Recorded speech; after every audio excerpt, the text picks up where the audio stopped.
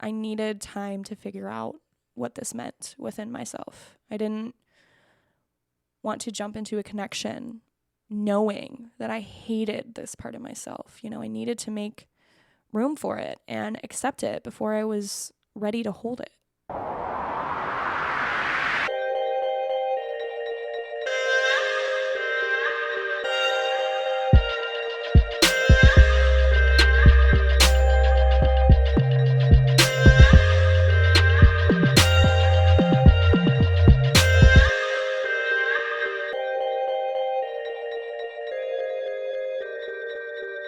Hello, welcome everybody. Come on in. Listen, we are just going to jump right into my hot thought of the week because I need to get this off my chest.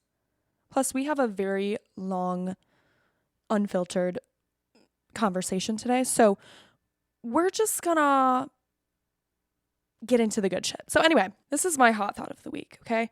I've been doing some reflecting on this podcasting journey so far, and I'm realizing that I've been way too hard on myself when it comes to showing up for all of this. I need to learn how to give myself a little bit of credit and a little bit of grace. I mean, fuck, we are 41 episodes deep in this bitch. That's a big fucking deal. And a lot of people don't even make it past the first 10. Okay? But I'm not going to lie and say that this has been easy because it hasn't. But God damn it, I'm fucking proud of myself, all right? And I need a moment to just let myself be proud, recognize how far I've come, because I think I'm still trying to figure out how this can work for me creatively. Like, I don't want to push myself so much so that I just end up being burnt out and have nothing left in the tank. I actually want to give myself room to grow and think about what it is that I actually want to create, instead of my creativity coming from a place where I just feel like I have to create or I have to get something out there just because it's the end of the week and something needs to get out. Like, I want to make sure that it's intentional and that it's authentic to me, but I also want to enjoy the process too. I want to enjoy what I'm creating and enjoy the effort and not to just rush through it because I feel like I have to, So anyways, I'm trying to find that line, and I want to get better at balancing my creative energy instead of just expending it all at once. Like, I have all these really good ideas and then I'm just like, boom, get it out there. And then it's like, well, wait, let's build and then slowly release maybe, so that on the days where I do feel like I have nothing, I can be like, wait a minute, here's something. So to make a very long story short, I have decided that I think I'm just going to start releasing episodes bi-weekly instead of every week. I've started to put a little bit more effort into my show, and I need just a little bit more time to allocate to those efforts. So that's what I'm doing. But I'm having a really hard time not feeling guilty about it because I've been posting once a week for so long, the last 5 months. But I'm fucking tired and I need to re-up on some of this creative energy that I have lost over the last 3 months. So now I'm just blabbing. But just know I'm not disappearing, okay? I'm just setting some boundaries, which is healthy, and it should be celebrated. I'm not going anywhere. I'm just taking a different route, okay? So, anyways, I'm sure you guys would probably love to know what we're getting into today. Here's the thing, okay? I am extremely nervous and scared to talk about what we have on the agenda today. And just a forewarning, this episode is going to be very different from my past episodes. This really is my journey and my story, and I really just want to take the time to tell it without any interruptions. So this episode's going to look a little different, and I just want to preface by saying I am going to be extremely vulnerable in this episode. And I might even get emotional, So bear with me. This topic in particular is something that I have always had a hard time to when it comes to not only understanding how I feel about it all, but also trying to explain it and put my thoughts and feelings into words. There is a lot of self-shame and embarrassment that is tied to this topic for me. And it's something that I have chose to ignore for a very long time on this podcast because it brings up a lot of intense emotions for me. But for whatever reason, the universe was like, hey, you got to talk about this. So now I'm like, well, fuck, now I have to talk about this. And I can't really ignore messages from spirit, so it's not how it works. But today, we're unpacking my sexual identity journey and how this has been a continuous process that I am still to this day working to understand and to accept and to embrace. I have a lot of why can't I fucking say that word? I have a lot of contradictory feelings that are taking place within me, and separating those feelings from my own conditioning has been hard for me to understand. I also have a lot of guilt for not handling past situations the way I wish I could have in that moment. And sexuality has been such a hard thing for me to grasp within myself because, well, yes, it is only a part of you. It can sometimes feel like the soul part of you. It just feels like it's such a big part of your personality, and I hate that I struggle to understand it in myself. Like, it literally makes me physically ill sometimes because I just get so pissed off that I can't seem to figure out why the fuck I am the way that I am. So, we're just going to get into it all today, babe, because I got the time, and, I'm hoping that my story and my perspective might be able to help somebody else. So, let's jump in. Now, I recognize that I missed the perfect opportunity to release this episode, seeing as June was Pride Month, but whatever. At the time I'm recording this, it's early July, so we're just gonna fucking roll with it. All right, happy Pride, everybody. So I'm not even really sure where to start with all of this or where it will go, but I think in order to understand this, I have to bring us back to the beginning and kind of unpack my first real thoughts on my sexuality and then just go from there. So buckle up, babe, because we're gonna be here a while. I think I remember having my first sexual thought when I was about 9 or 10. And I specifically remember I was at summer camp because for whatever reason, my brother and I were always put into this shit every fucking year, even though my dad was a teacher. I guess he was like, well, fuck them kids. I want my summer. You know what I mean? I don't know. But anyways, this particular day at summer camp was a field trip to our local swimming center, right? It was like one of the staples in my childhood growing up. A summer day there might as well have been Christmas back in the day, okay? And when we would go on these field trips to the aquatic center, the older kids and the younger kids were mostly split up, right? Because the older kids could go into the deep end and dive off the diving boards, go down the big water slides, while the younger kids, they had to stay by the mushroom fall and the frog slide, okay? So this particular day, I think, was the first time that I got to be with the older kids. Like, I finally got to go into the deep end. I was tall enough to go on the big water slides. Like, this was a moment for me.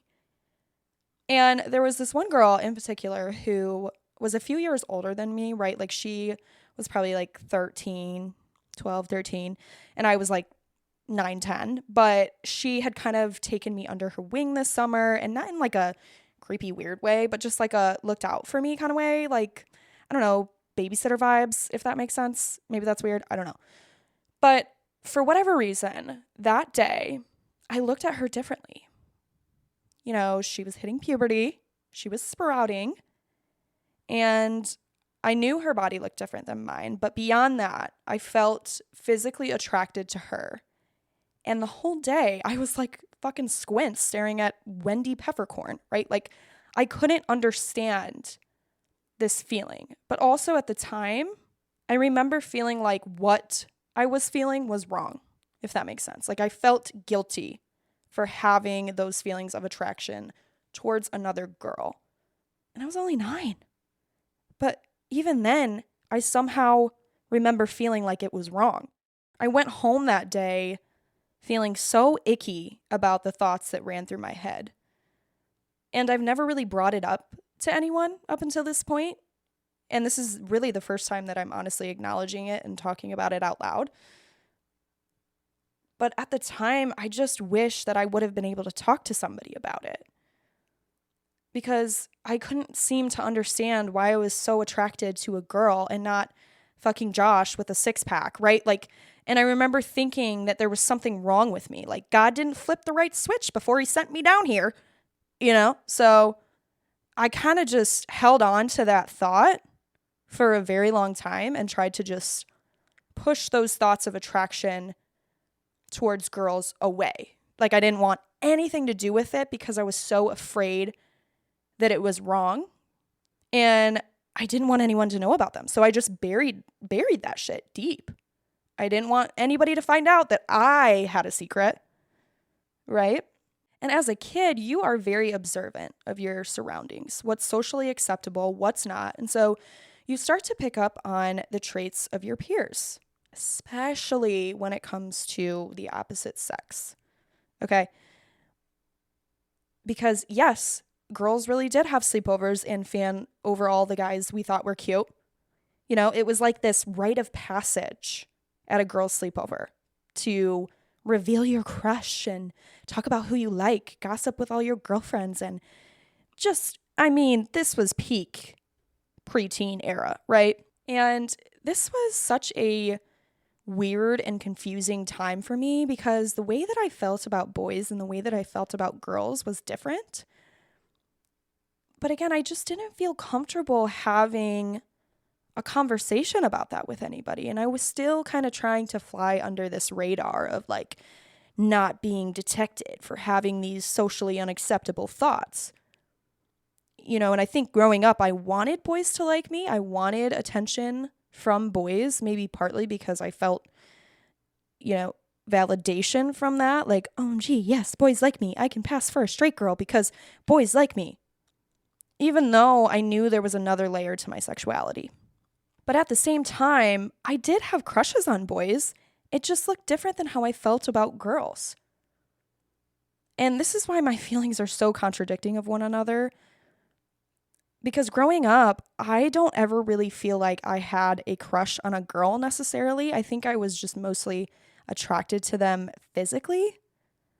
Whereas I could look at a guy and think, he's cute. But I just never, growing up, I never really got the same feelings I felt when I was hooing and hawing over my version of Wendy Peppercorn, right? Like, growing up, I had crushes on boys because of who they were. Like, if I found them funny or interesting, those things were always, like, attractive to me. But then at the same time, I don't know if growing up, I really ever let myself explore my physical attraction to girls further. Because I already felt like I shouldn't be having those thoughts or feelings. So why would I try to explore something that I'm, quote unquote, not allowed to explore?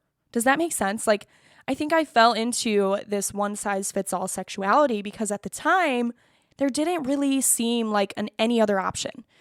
And, you know, people knew what gay was and what gay meant, but the stigma behind it still had this very negative, you know, kind of gross connotation to it. So there were never opportunities to explore the different sexualities that are present today. You know, I didn't know what it meant to be bisexual or pansexual. Like, terms like that were not really around when I was growing up. And if they were, I just wasn't in the right spaces to hear about them or learn about them, right? Like, it was, well, you can either be straight or gay. And if you're gay, you're fucking weird. So better not be that. You know? And that's truly what I felt. I definitely lived in fear of what other people would think of me. You know, going through middle school, I was not about to blab to my friends or classmates that I think I might like girls. That would not have been a good look. So I think by that time, I had suppressed so much of those thoughts and feelings. I kind of just accepted that I was going to drive in this straight line all my life because it was way too scary to try to move the car over into a different lane. Like, I just couldn't bear that thought of judgment being placed on me. You know, you're already being extremely judged by all your peers from a very young age, and it's such a vulnerable time. So I just couldn't imagine adding one more thing to the pile of my insecurities. Like, great, you know, I wasn't going to let that one show. If I could hide it, I wasn't going to let it show. So moving through my teen years, I was hiding a part of myself that I was too afraid to explore.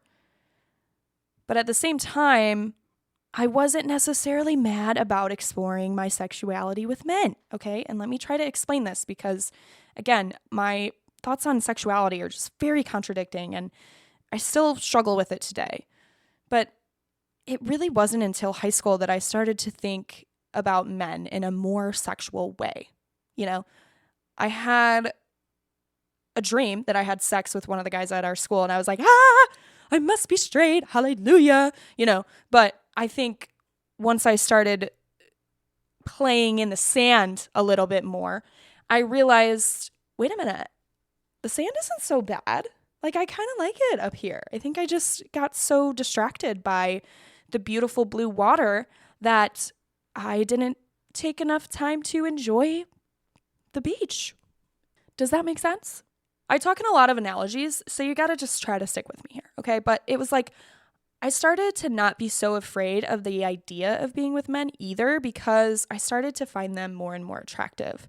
I just kind of had to look a little bit harder maybe for it, if that makes sense. Like, I think I really was and always have been intrigued by how different men are from us women. You know, I love that their minds are wired differently than ours, and that's what makes them so attractive to me. And I don't know if that's weird or if it makes sense, but I don't know. Even though I knew that I wasn't fully straight, I started to feel more comfortable in this lane with men because I let myself experience it fully and not be so afraid of the experience, if that makes sense.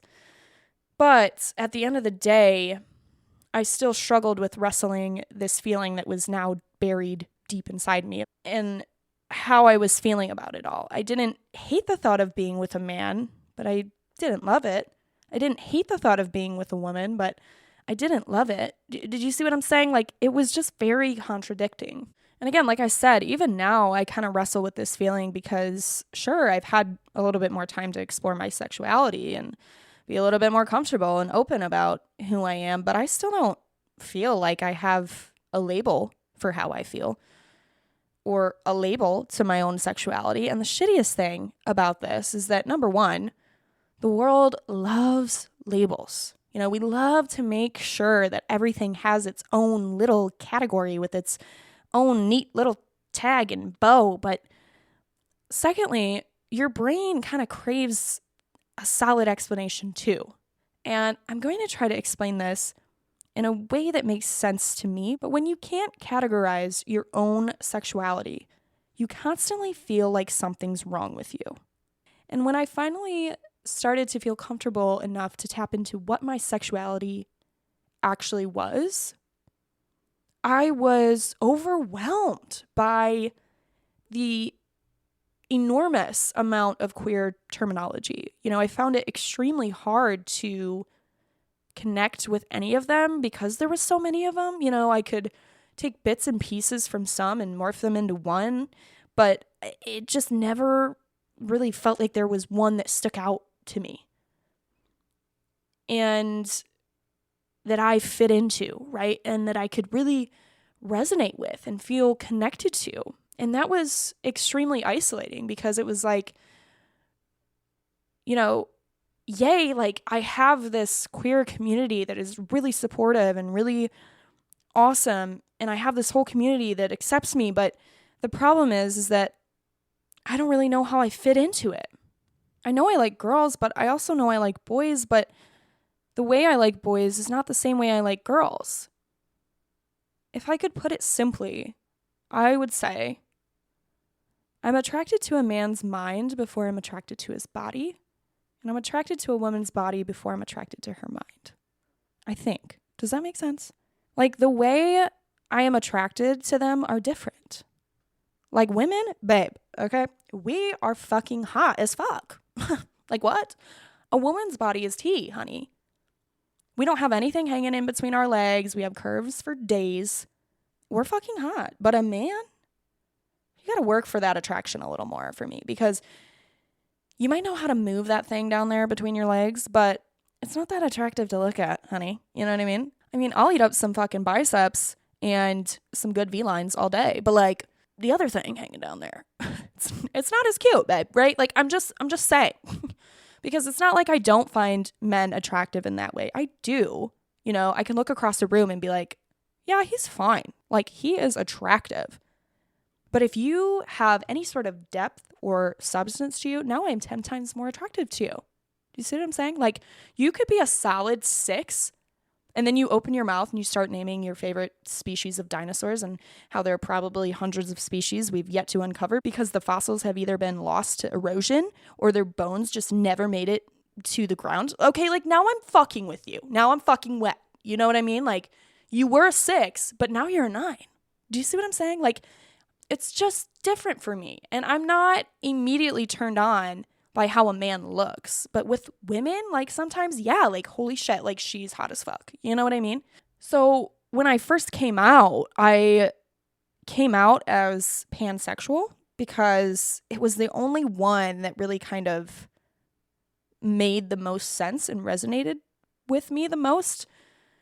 And so for those of you who don't know what it means to be pansexual, and I'm pulling this from Google, okay? Pansexuality is defined as romantically, sexually, or emotionally attracted to someone of any gender. So it's not necessarily being attracted to a specific gender. It's more so being attracted to the person behind the gender is kind of how I view it for myself. And I think that has kind of helped me understand my feelings a little bit better, but it still hasn't really fully landed and hasn't really made complete sense for me and how I feel about my own sexuality. And understanding my sexuality has been a long journey, to say the least. You know, for the last 5 years, I have been trying to figure myself out. But recently, I've really begun to unpack these feelings a little bit more and try to be more comfortable with them, try to understand them better than I already do. But, you know, there was something that happened to me in my late teens that has made it extremely hard for me to accept myself, to forgive myself, and to fully see myself. So I really wanted to talk about it today because it was just such a pivotal moment in my life. And even to this day, I feel like I'm still learning from it. But it's also really what kind of pushed me into continuing this journey of accepting myself. And I think I'm finally ready to talk about it. The story that I'm about to tell you involves another person, and I want to respect their privacy as much as possible.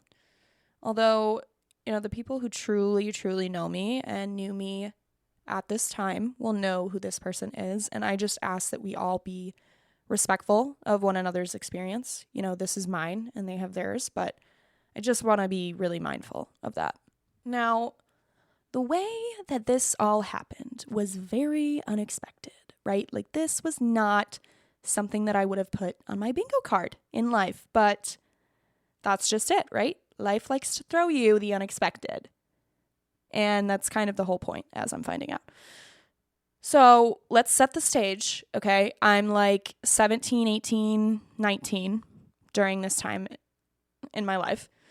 I am officially an adult, according to society, but I most definitely still feel like a child, okay? I'm in college, but my parents are still helping me with rent. I have a shitty job, but it pays for groceries and underage drinking, so, you know, it works. But I think it's important to note that at this time in my life, I was healing from everything that I experienced in high school. You know, I had finally, quote unquote, moved on to better things. I was in college in a different town and I was finding myself, But in all seriousness, I was finally starting to be more comfortable in who I was. I had met this amazing group of friends that really just embraced me and saw me for who I was. And that just wasn't something that I had experienced yet. I could transparently be weird and it was accepted. I could fuck up a couple times and they'd call me out but forgive me. And I could come to them with my struggles and they really just helped me navigate through some of those things. I finally started to feel like I had a place in the world again. But there was one friendship specifically that would change my life forever, okay?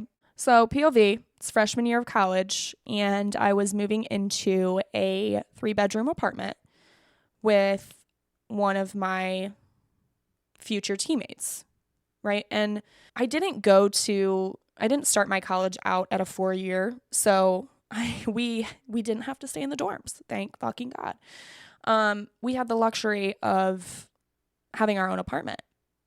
Shout out JUCOs. But anyways, my teammate was like, hey, my best friend from high school, she'd be willing to move in with us. Like, are you down? And I'm like, fuck it. Yeah, like, I'm down. New people. Let's fucking do this, right? I'll be rooming with one of my teammates. Like, this is going to be great. Well, anyone who is anyone always has a horror story about one of their roommates from college. And let me just say, my teammate was the horror story, okay? She was one of them.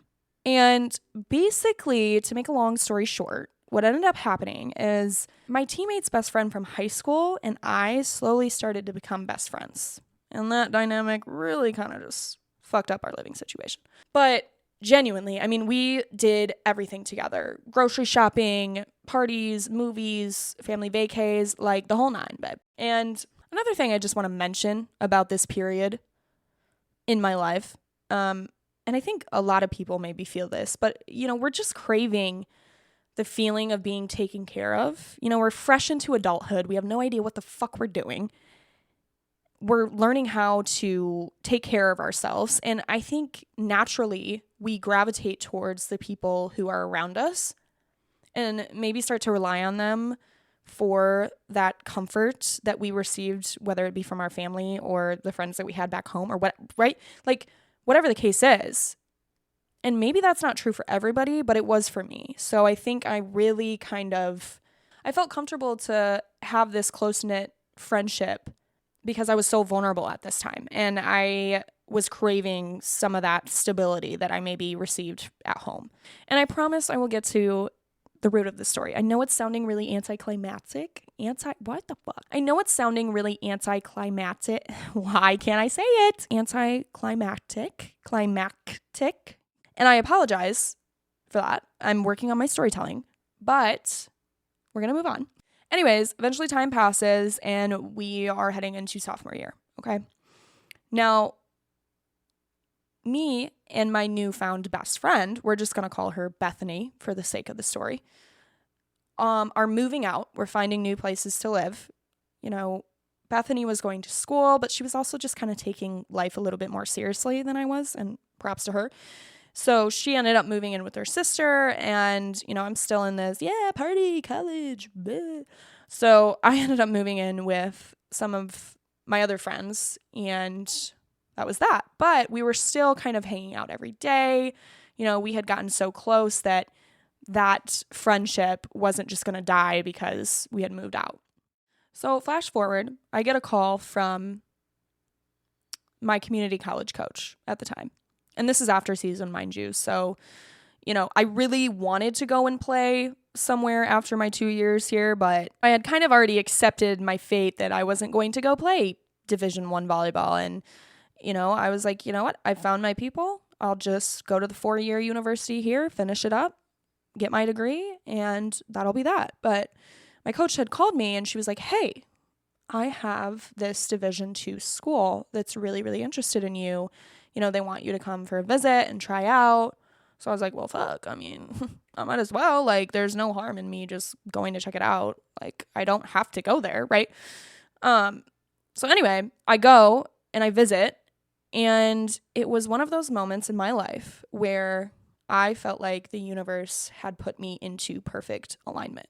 Like, I couldn't believe the amount of signs and synchronicities that came to me on that trip. Like, it was so crazy. I remember after that visit just sitting in the car with my parents and just bawling like tears of joy. Like, oh my God, I finally fucking did it. Like, I know they're going to call me and they're going to offer me. Like, I just know there was too many synchronicities for this to not be like mine, right? And sure enough, I mean, they called me the next week and they offered me and I accepted. So it was like in a matter of a few weeks, my whole entire life path had kind of shifted, right? Like, I was no longer going to go to this 4-year university that was right next to all of these great friends that I just made. I was going to move states and I was going to start a new journey and meet new people. And that was going to happen in the fall, right?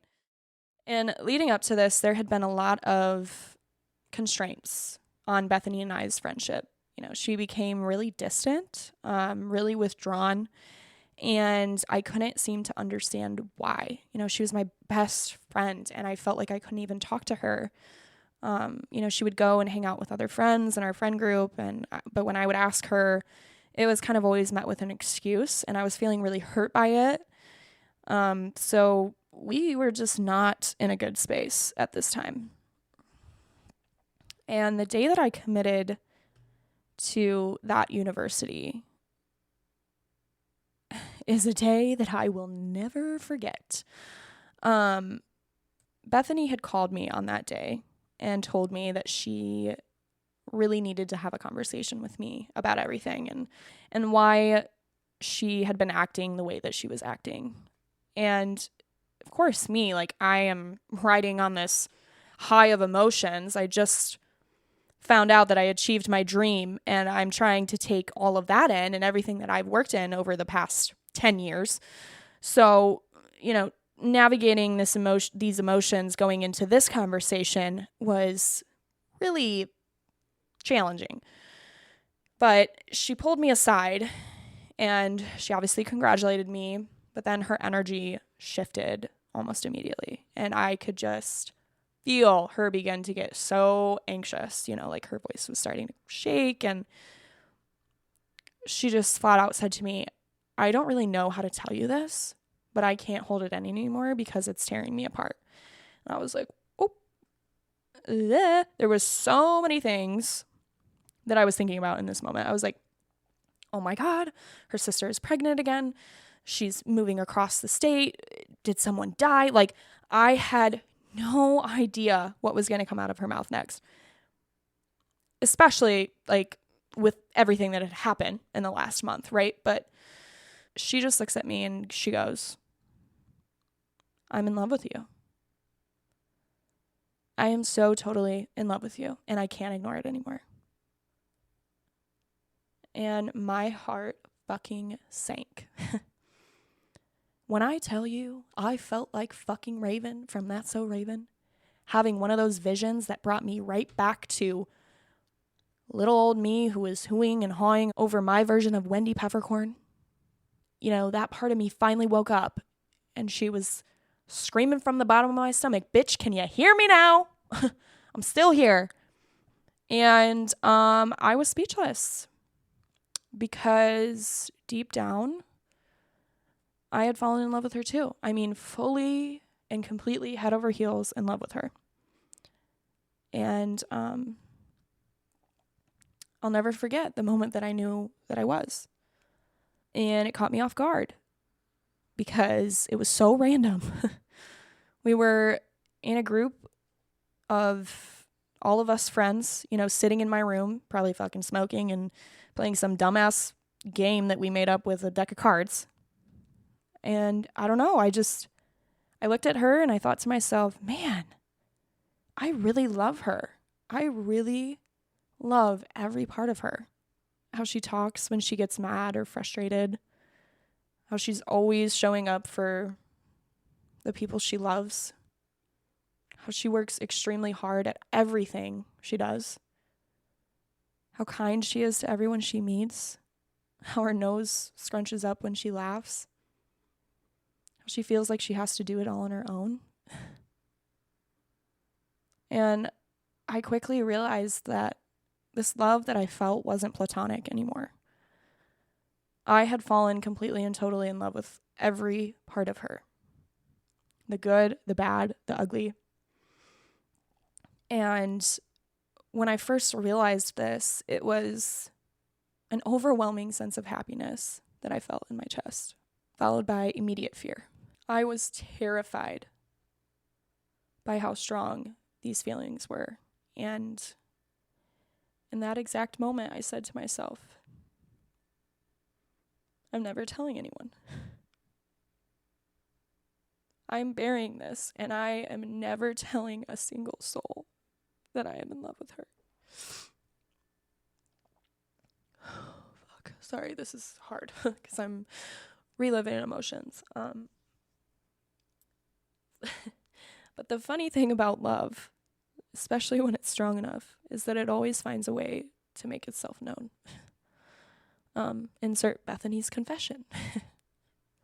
Trying to regulate my emotions. And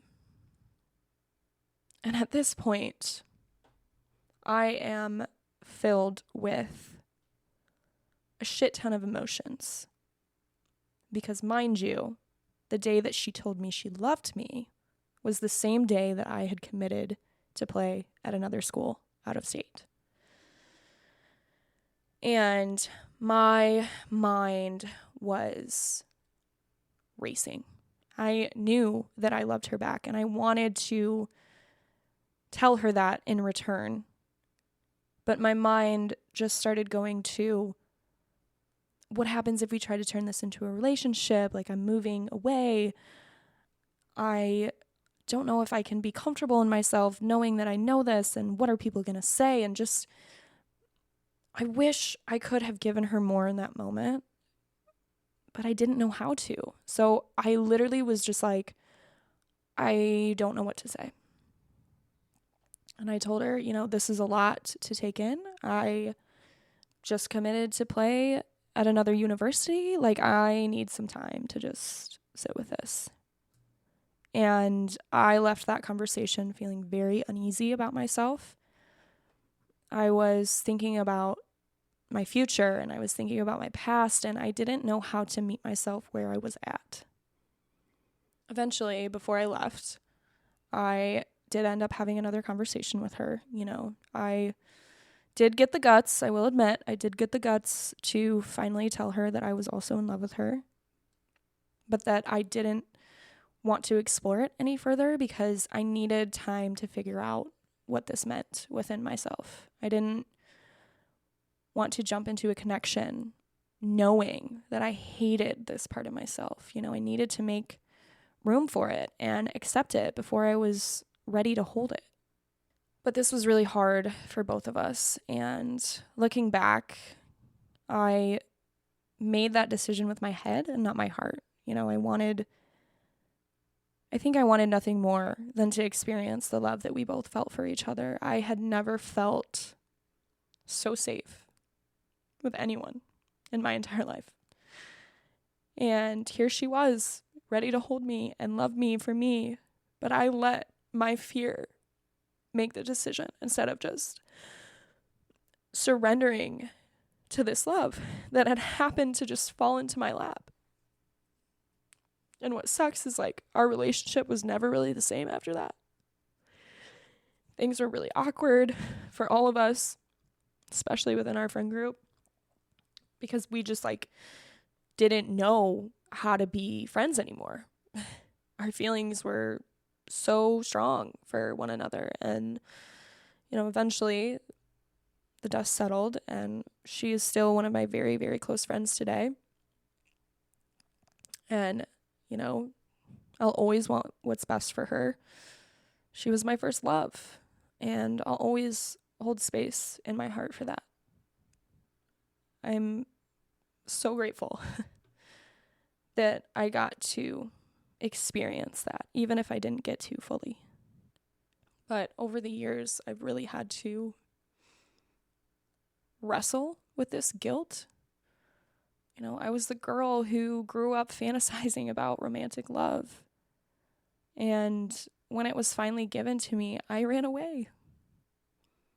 I was too afraid of my own feelings. I was too afraid of what the outside world would think. I was too afraid of finding out who I actually was. And in the years after this, I have been eagerly trying to find an answer within myself, to really find my identity and to be comfortable in who I am and just let go of what anybody else thinks. Who gives a fuck, right? But searching for this answer hasn't come lightly for me at all. So I wanted to read you guys an excerpt from one of my journals because I think it really captures this continuous battle that I've had with understanding my sexuality. This is a very vulnerable piece for me, so please take it easy, okay? I mean, this whole episode has been very vulnerable and emotional, but I think there's something about sharing the darkest parts of ourselves with the rest of the world that is freeing. Like, I don't feel like I need to hide anymore because it's like, for what? We're all just floating on a fucking ball in the middle of space, so who gives a fuck? You know what I mean? So the title of this journal entry is Something No One Knows. June 9th, 2019. I've learned a lot about myself within this last year. Yet sometimes I look in the mirror and I can't tell who I am. It's like I don't really know myself or who I am or who I'm supposed to be. I feel lost. I feel empty. But most importantly, confused. When I was younger, there was this part of me that I showed freely to some people. I almost always kept the thoughts to myself because even then, I don't think I understood it.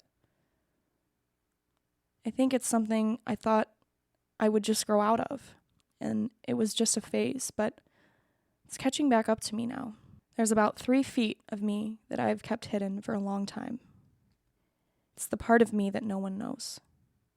And the scary part now is that it's killing me that nobody does know. It's something so scary that I can't even accept myself yet. There was always the signs that I ignored, like my ex-boyfriend telling me he had a dream that I was gay. Or my dad specifically telling me I would not care if one of my kids told me they were gay. And the countless other things that my subconscious chose to ignore at the time. But I genuinely remember them now. I never knew struggling to find who you are would ever be this hard. This thought of, I'm gay, hey, you might be gay, lingers through my head every waking minute. And they're starting to get a lot louder, to the point where it's painful to keep it inside. It's so hard because I think I've known this for a really long time without really accepting it. It's never something I wanted to be. That's why it's so hard, because even now, I can't accept who I want to be or who I'm supposed to be. There's like this barrier between me and me. I feel split. Do I really just like girls? Or do I like guys too? Am I made for love? Do I even know what love is? I feel like I'm in quicksand and the truth is just waiting to come out. I'm up to my neck, and the only way out is to say it. Those 3 stupid fucking words. I am gay. So why is it so hard to release this and let it be free? I don't know. I'm still trying to process all the information and thoughts in my head. So that's why I'm turning to my journal. I want to tell someone because someone should know. Wow. Okay. I've been going back through a lot of my journal entries from the past, 5 years of my life. And this is just one of the many entries where I'm kind of expressing my confusion with understanding myself. I mean, even in this one, I had come back with a different marker and another pen and put /by next to the I am gay. and I think I might be bi now at the end of this excerpt. So, it just, I have been struggling with this for a long time.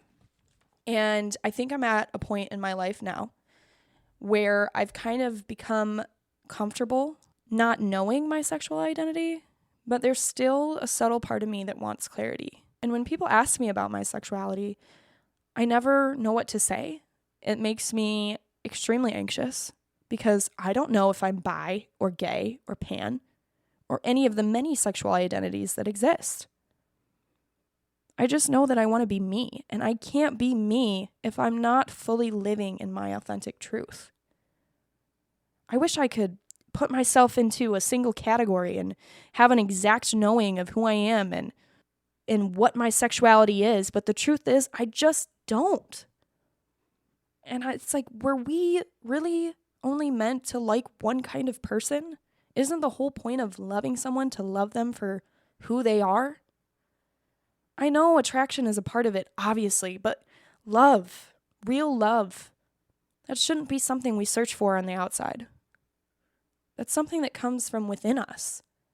And I just don't want to close the door on any one type of person, because if I do, I feel like I'm limiting myself from the very thing that has no boundaries. Love doesn't make any sense. You could fall in love with your best friend or the guy that lives in apartment 4D. If you know, you fucking know. But seriously, I don't want to be bound to a certain identity. I just want to be open to all, because love has no boundaries. It has no laws. And when you know, you just know. Your sexual identity is a huge part of you, but it's not all of you. I've learned that it's a continuous journey, just like anything else you discover about yourself. Finding you, finding yourself, that's not just something you wake up and figure out one day. I think you'll always be finding yourself. And that's kind of the whole point, right? So if you're listening to this and you're struggling to find an answer or clarity, I hear you. I see you. And don't be so hard on yourself. Not everything needs to be wrapped up in a perfect little bow. Honor yourself, because God makes no mistakes. You are exactly who you should be. And if you can't find the right words to match who you are, that doesn't mean that all hope is lost. You're just you, and it looks different than how that person identifies or how that person identifies. And that's okay. Don't feel like you need to explain yourself to anyone. The you that you want to be is all that matters, not who society wants you to be, not who fucking Deborah down the street wants you to be. And only you have the power to decide what you want out of your life. And doing it authentically will be the most freeing feeling. So I hope this helped. I've been yapping for quite a while, and I think it's time that we start to close this out. I know this wasn't one of my traditional episodes, but I just needed a chance to speak my truth and to speak about the darkest parts of myself, bring them to the light and honor them, because I'm tired of being afraid of the dark. I'm fucking grown. Let's get this shit out and over with so that I don't have to get to the end of my life and wonder, who the fuck was I? What did I do? You know what I mean? So will I ever figure out my sexuality? The world may never know. But I do know this won't be the end of showing my queerness, okay? I'm trying to get more comfortable with this side of me, and she's in there. I just need to pull her up to the surface every once in a while. So thank you guys for listening.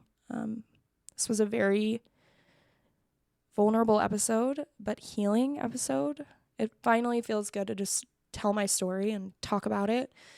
And thank you for listening. And I'll see you guys when I see you. Bye.